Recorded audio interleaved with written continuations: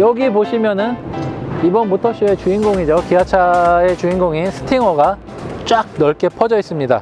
측면 보면은 이렇게 패스트백 디자인이죠. 그리고 휠베이스가 굉장히 넓고요. 프론트 오버행과 리어 오버행이 굉장히 짧습니다. 이 차 같은 경우는 길이 자체는 소나타보다 작아요. 하지만 휠베이스가 뭐 K7 그랜저보다도 넓습니다. 왜냐하면은 이 차는 후륜구동 방식을 채택했기 때문이죠. 어쨌든 이 차도 뭐 엔진이 앞에 달려있는 건 마찬가지지만 후륜구동을 사용하기 때문에 앞에 트렁크 부분이 앞에 보닛 부분이 그만큼 여유가 생긴다는 거죠. 그렇기 때문에 휠베이스를 좀 더 넓히면서 그 실내 공간을 조금이라도 더 넉넉하게 만들 수 있었던 겁니다. 그리고 뒤에 보시면은 패스트백 디자인이에요.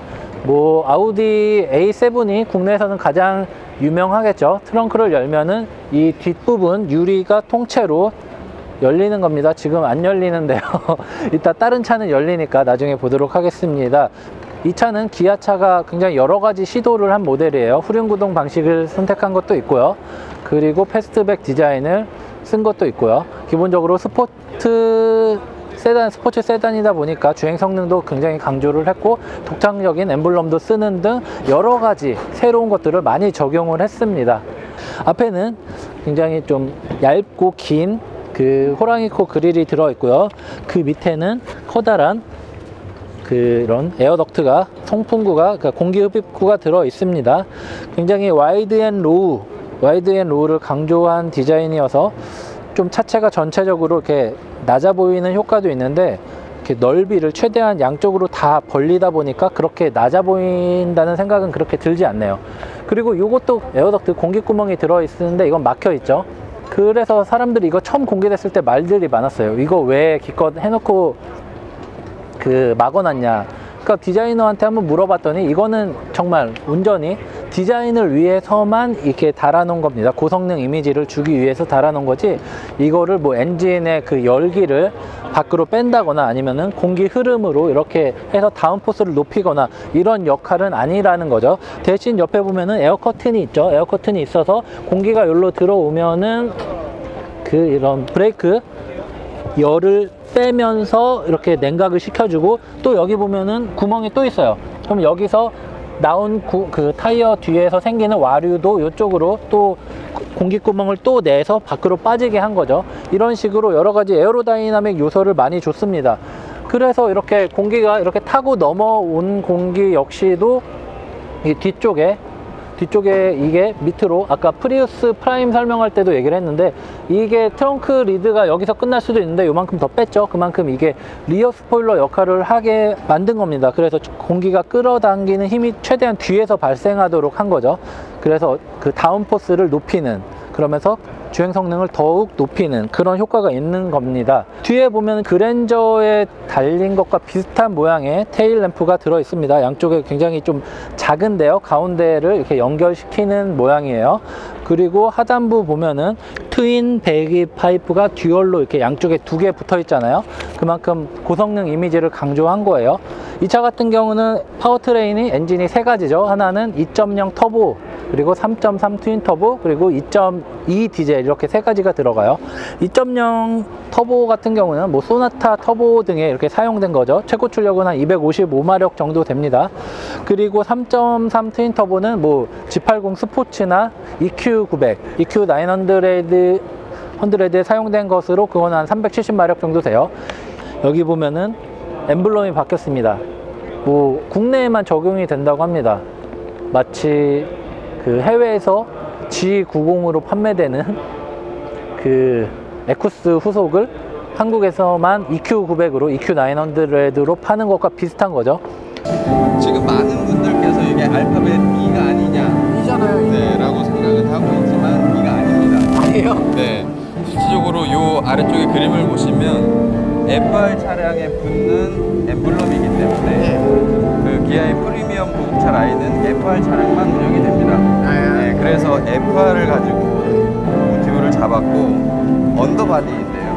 그러니까 FR이라는 게 앞에 엔진이 있고 네, 뒷바퀴 굴림인 차가 이제 바퀴가 4개를 이제 앞으로 전진하는 느낌을, 속도감을 부여해서 추상화처럼 이렇게 도식화를 했고요. 심볼화를 했고, 네, 또, 또 하나의 특징이 FF 차량은 엔진이 가로 배열이고 예. FR은 세로 배열, 그 다음에 미션, 그 다음에 프로펠러 샤프트가 이제 주로 연결이 되는 요 세로 배열이 요 가운데 획에 해당을 합니다. 아, 그리고 또 요게 이제 시각적으로 상하 좌우의 비례를 굉장히 많이 고민을 했는데 수학적으로 CK에 가지고 있는 무게 배분, 지금 프론트가 47.5, 리어가 52.5의 이 무게 배분을 이 로고에 같이 적용을 해서 수학적인 것과 동시에 안정적인 비례를 찾아냈거든요. 스팅어는 아까도 이렇게 뭐 지나가면서 얘기를 한 적이 있는데 여러 가지 장점이 되게 혼재된 모델이에요. 기본적으로 GT 모델, 그랜드 투어링, 뭐 그란 투리스모라고 하죠. 장거리 여행에 특화된 스포츠 세단이기 때문에 성능도 우수하고 실내 공간도 넓습니다. 그리고 트렁크 공간도 넉넉하고요. 그리고 주행이 스포티하면서도 편안합니다. 여러 가지 장점들을 모조리 넣다 보니까 외관 디자인도 그렇고 실내 디자인, 사양도 그렇고 굉장히 높은 수준에서 평균을 끌어올린 거예요. 그래서 뭐 어느 하나가 막 특출나게 좋고 어떤 거는 떨어지고 뭐 이런 게 아니라 전체적으로 평균이 높은 그런 차라는 생각이 듭니다. 타이어 같은 경우는 지금 255 3호에 19인치가 달려 있네요. 트레드는 255고 편평비는 35입니다. 그리고 19인치가 됐고요. 휠 굉장히 멋있죠. 휠도 멋있고 브렘보 그 브레이크 캘리퍼가 들어 있고요. 그 디스크도 꽤 큰 편이네요. 어쨌든 이 차는 3.3 트윈 터보로 예상이 되는 만큼 이런 뭐 타이어 사양이나 휠 사양, 브레이크 사양도 훨씬 더 이렇게 높은 것으로 이렇게 세팅이 된 듯 합니다. 아, 근데 사람들이 차에 못 들어가고 있는 거 보니까 실내를 막아 놨네요. 해외 모터쇼에서는 다 문 열고 봤는데 문 안 열리죠, 실내. 실내가 안 열리네요. 여기 보면 AWD라고 써 있잖아요. 이 차는 후륜을 기반으로 사륜 구동 시스템까지 이렇게 지원을 합니다. 현대 기아차 뭐 사륜 시스템 뭐 H트랙이라고 하죠. 현대차는 H트랙이라고 하는데 그 시스템이 들어 있는데 어쨌든 그 후륜 사륜은 또 다르잖아요. 그러니까 제네시스랑 같은 그런 시스템이겠죠. 그리고 변속기도 8단, 후륜 구동형 8단 자동 변속기가 들어가 있고요. 가격도 뭐 엔트리 모델은 한 3,500에서 높은 비싼 모델은 한 5천만 원대까지 올라간다고 하니까 가격 폭도 굉장히 넓은 데다가 엔진 베리에이션도 굉장히 많죠.